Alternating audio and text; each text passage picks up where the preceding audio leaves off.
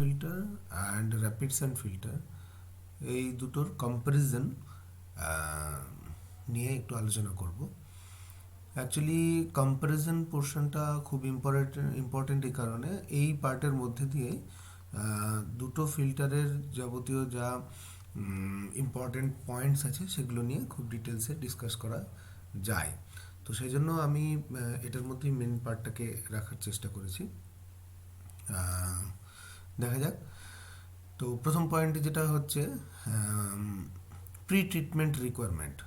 এফ্লুয়েন্টস either from plain sedimentation tank or PST or raw water without any treatment are generally fed. Coagulation not required. তার মানে কি দাঁড়াচ্ছে এখানটাতে actually কোনো কোয়াগুলেশনের দরকার নেই।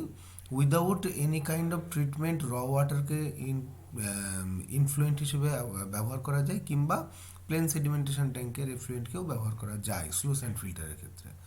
বাট র্যাপিড স্যান্ড ফিল্টারের ক্ষেত্রে কোয়াগুলেশন, ফকুলেশন অ্যান্ড সেডিমেন্টেশন প্রয়োজন আছে।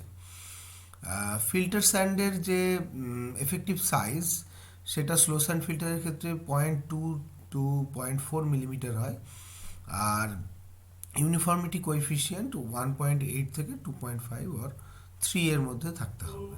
ঠিক আছে, কিন্তু সেই ক্ষেত্রেই effective size of filter sand যেটা আমরা ইউজ করব ফিল্ট্রেশনের জন্য, সেটা র্যাপিড স্যান্ড ফিল্টারের ক্ষেত্রে 0.35 থেকে 0.55 মিলিমিটার হয়, আর ইউনিফর্মিটি কোএফিসিয়েন্ট একটু কম 1.2 to 1.8 থাকে।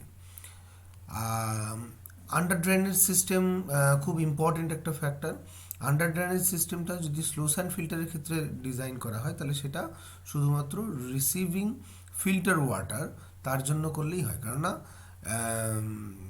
যখন স্লো স্যান্ড ফিল্টার থেকে ফিল্টার্ড ওয়াটারটা নিচে আন্ডার ড্রেনেজ সিস্টেমের মাধ্যমে কালেক্টেড হবে, শুধু সেই কালেকশন পারপাসটাই সার্ভ করে স্লো স্যান্ড ফিল্টারের ক্ষেত্রে। কিন্তু র্যাপিড স্যান্ড ফিল্টারের ক্ষেত্রে যদি আমরা যাই, র্যাপিড স্যান্ড ফিল্টারের ক্ষেত্রে গেলে দেখা যাবে যে ফিল্টার স্যান্ডটা ফিল্টার্ড ওয়াটার যেমনি কালেকশন করে তেমনি র ওয়াটারের কালেকশনের পাশাপাশি এর আর একটা পারপাস আছে, যেটা কিনা ব্যাক ওয়াশিং। ব্যাক ওয়াশিং খুব ভেরি ইম্পর্টেন্ট পার্ট, কারণ র্যাপিড স্যান্ড ফিল্টার খুব র্যাপিডলি চোকড হয়ে যায়। তো র্যাপিডলি যখন চোকড হতে থাকে, কেননা প্রায় 24 ঘন্টা থেকে 72 ঘন্টা বা সেরকম সিমিলার কাইন্ড অফ টাইমে এর ফিল্ট্রেশন হেডটা অনেকটাই কমে যায়। তো ফিল্ট্রেশন হেড যদি কমে যায় তাহলে তখন তাকে রিভাইভ করার জন্য আবার কিন্তু ব্যাক ওয়াশ করে ক্লিন করে নেওয়া দরকার আছে। তো ব্যাক ওয়াশের সময়তে প্রচণ্ড প্রেশারে ওয়াটারকে পাস করানো হয়, অনেক সময়তে প্রচণ্ড প্রেশারে এয়ারও পাস করানো হতে পারে এর মাধ্যমে। সো আন্ডার ড্রেনেজ সিস্টেমটা র্যাপিড স্যান্ড ফিল্টারের ক্ষেত্রে যথেষ্টই স্ট্রেংদি হতে হবে। ঠিক আছে, আর নেক্সট যে পয়েন্টটা আমরা আলোচনার মধ্যে রেখেছি সেটা হচ্ছে সাইজ অফ ইউনিটস।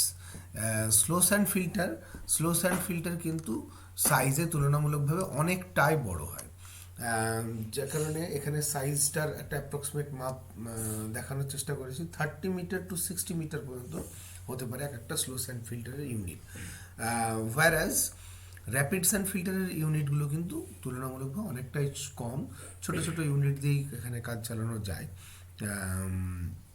যেমন 5 মিটার থেকে 8 মিটারের মধ্যে। ঠিক আছে, তো যথারীতি স্লো স্যান্ড ফিল্টারের ক্ষেত্রে সারফেস এরিয়া যেটা সেটা অনেকটাই বেশি এক একটা ইউনিটের ক্ষেত্রে ধরা হয়। র্যাপিড স্যান্ড ফিল্টারের ক্ষেত্রে কিন্তু এরিয়াটা তুলনামূলকভাবে অনেকটাই কম থাকে। Rate of filtration, it is very important point. Rate of filtration কিন্তু স্লো স্যান্ড ফিল্টারের ক্ষেত্রে যথেষ্ট কম। যেমন একটু খেয়াল করলে দেখা যাবে যে 100 থেকে 200 লিটার পার আওয়ার 100 থেকে 200 লিটার পার আওয়ার এই যে ফিল্ট্রেশন সেটা per square metre of filter এরিয়ার ক্ষেত্রে হয়। ঠিক আছে, ঠিক তেমনি র্যাপিড স্যান্ড ফিল্টার যখন আমরা দেখছি সেখানে কিন্তু লার্জ ফিল্ট্রেশন রেট আমরা পাই, যে কারণে এর নামটাই হচ্ছে র্যাপিড স্যান্ড ফিল্টার। তো সেটা প্রায় এর যে ফিল্ট্রেশন রেট সেটা স্লো স্যান্ড ফিল্টারের থেকে 30 টাইমস হায়ার, 3000 থেকে 6000 litre per hour per square metre of filter এরিয়াতে পাওয়া যায়। ওকে, নেক্সট যে পার্টটা দেখব সেটা হচ্ছে, হ্যাঁ, নেক্সট পার্টটা হচ্ছে ইনিশিয়াল কস্ট স্লোস অ্যান্ড ফিল্টারের ক্ষেত্রে যথেষ্ট বেশি থাকে এর কনস্ট্রাকশন পারপাসে এবং মেটেরিয়াল পারপাসে, কেননা ল্যান্ড অনেকটা রিকোয়ারমেন্ট থাকে, আর সেরকমই মেটেরিয়ালসের ক্ষেত্রেও কিন্তু এর অনেকটাই দাম বেশি হয়। আর তুলনামূলকভাবে র্যাপিড স্যান্ড ফিল্টারের ক্ষেত্রে এই ইনিশিয়াল কস্টটা কম। অপারেশন অ্যান্ড মেনটেনেন্স কস্ট যদি খেয়াল করা যায় তাহলে স্লো স্যান্ড ফিল্টারের ক্ষেত্রে খুবই কম, নেই বললেই চলে।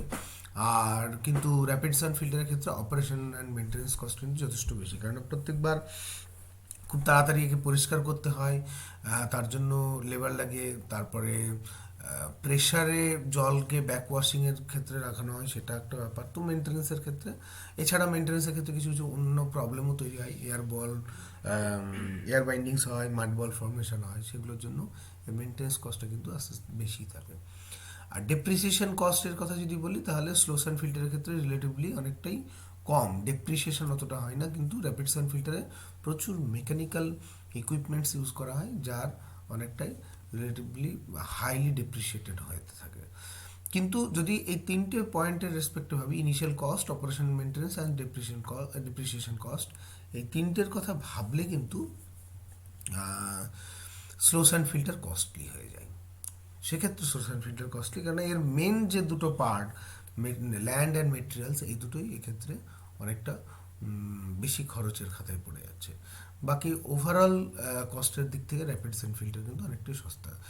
তো এই ইকোনমিক্যাল পয়েন্টটার জন্যই আরও র্যাপিড স্যান্ড ফিল্টার দিন দিন মানে লোকজনের কাছে বা ডিজাইনারদের কাছে গ্রহণযোগ্যতা বেশি পাচ্ছে, ওয়ারাজ স্লো স্যান্ড ফিল্টার কিন্তু অবসোলেট হয়ে গেছে প্রায়। আচ্ছা, রিমুভিং ব্যাকটেরিয়া ক্যাপাসিটি যেটা, সেক্ষেত্রে স্লো স্যান্ড ফিল্টারের এফিসিয়েন্সি যথেষ্ট বেশি, প্রায় 98 to 99%। এই স্লো স্যান্ড ফিল্টারের পরে ডিসইনফেকশন ইউনিট অনেক ক্ষেত্রে না দিলেও কোনো অসুবিধা থাকে না, কিন্তু র্যাপিড স্যান্ড ফিল্টারের ক্ষেত্রে কিন্তু তা সম্ভব নয়। এর এফিসিয়েন্সি অনেকটাই কম, 80 থেকে 90% ব্যাকটেরিয়া রিমুভাল হয়। এই র্যাপিড স্যান্ড ফিল্টারের পরে কিন্তু অবশ্যই ডিসইনফেকশন ইউনিট দিতে হবে। কালার রিমুভালের কথা যদি ধরি তাহলে স্লো স্যান্ড ফিল্টার কালার রিমুভালের ক্ষেত্রে less efficient, rapid sand filter very efficient. Turbidity রিমুভালের ক্ষেত্রে স্লো স্যান্ড ফিল্টার খুব একটা ভালো কাজ করতে পারে না, তার কারণ এর যে সূক্ষ্ম বালিগুলো ইউজ করা হয় তার মধ্যে ভয়েড স্পেস অনেকটাই কম, সুতরাং টার্বিড মেটেরিয়াল বেশি গেলে সেটা চোকড হয়ে যাওয়ার সম্ভাবনা বেশি থাকে। তো সে কারণে টার্বিডিটি 50 mg/লিটারের বেশি ট্যাকেল করতে পারে না স্লো স্যান্ড ফিল্টার। সেখানে র্যাপিড স্যান্ড ফিল্টার কিন্তু টার্বিড ওয়াটারকে ফিল্টার করতে পারে, যেটা আমাদের মেন অন্যতম একটা পারপাস, যে টার্বিডিটি রিমুভ করা, কিন্তু সেটা এখানটায় বেশ খানিকটাই চোখড হয়। কিন্তু ব্যাপারটা হচ্ছে যে যদি যেহেতু আগে পিএসটি বা অন্য কোনো রকম যদি কিছু সেডিমেন্টেশন ইউনিট দিয়ে তারপরে টার্বিডিটিকে প্রাইমারিলি কন্ট্রোল করা যায়, তখন এটাকে কাজে লাগানো যাবে ভালোভাবে। যাই হোক, ফ্লেক্সিবিলিটির ক্ষেত্রে যদি দেখা যায় তাহলে স্লো স্যান্ড ফিল্টার কিন্তু খুব একটা ফ্লেক্সিবল নয়। ডিমান্ডেড ভ্যারিয়েশনের সাথে সাথে যদি লোডকে ইনকামিং ইনফ্লুয়েন্ট লোডকে যদি ভ্যারি করা হয় তাহলে এটা খুব একটা ভালো রেজাল্ট দেয় না। কিন্তু র্যাপিড স্যান্ড ফিল্টারের ক্ষেত্রে অতটা অসুবিধা হয় না, এটা তুলনামূলক যথেষ্ট বেশি রিজনেবল ভ্যারিয়েশনের ক্ষেত্রে যথেষ্ট ফ্লেক্সিবল। ওকে,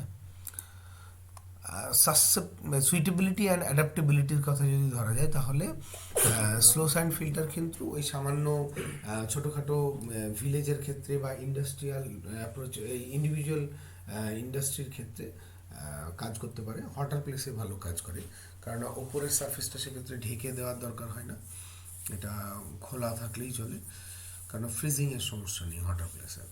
যেমন ইন্ডিয়ার মতন কান্ট্রিতে স্লো স্যান্ড ফিল্টার ছোটোখাটো পারপাসের জন্য ইউজ করা যেতে পারে, কিন্তু যদিও এটা দিন দিন অবসোলেট হয়ে যাচ্ছে। ঠিক তেমনি র্যাপিড স্যান্ড ফিল্টার ধীরে ধীরে এটার অ্যাডপশন অনেক বেশি বাড়ছে, কারণ এটা যে কোনো মেজর সিটির জন্য সাপ্লাইয়ের উৎস হতেই পারে।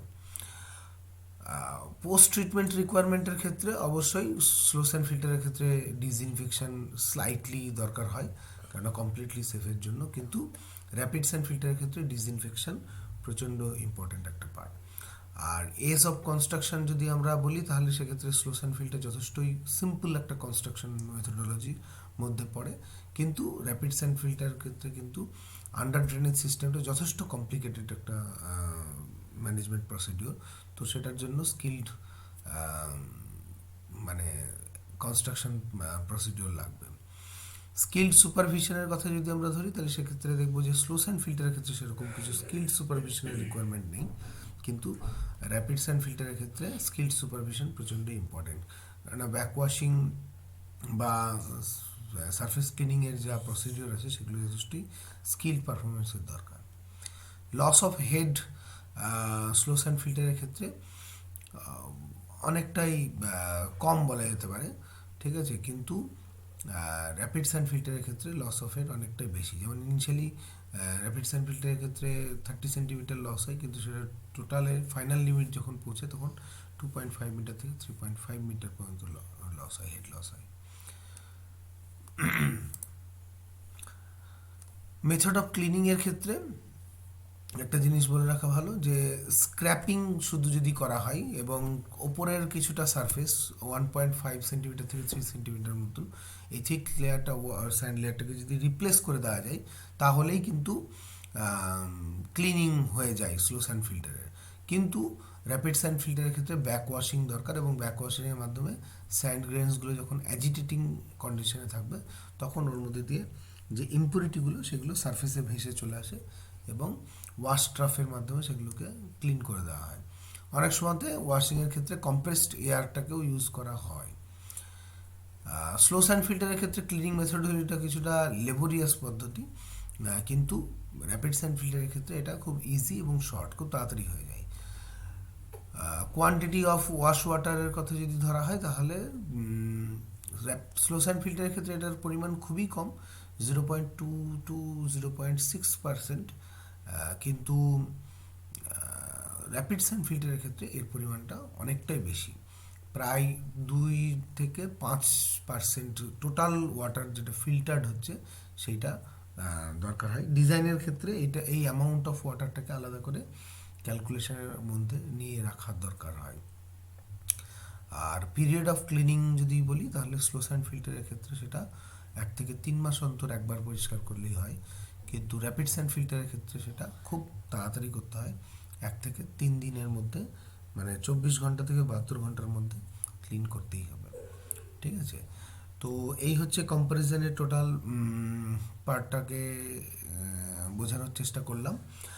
আর এখানে কয়েকটা জিনিস বলি, যেমন পিরিয়ড অফ ক্লিনিংয়ের যে ডেটাটা বা কোয়ান্টিটি অফ ওয়াশ ওয়াটারের পরিমাণ, মেথড অফ ক্লিনিং, এই পয়েন্টগুলো প্রচণ্ড ইম্পর্ট্যান্ট। এখান থেকে কিন্তু খুব শর্ট কোশ্চেন্স আসে।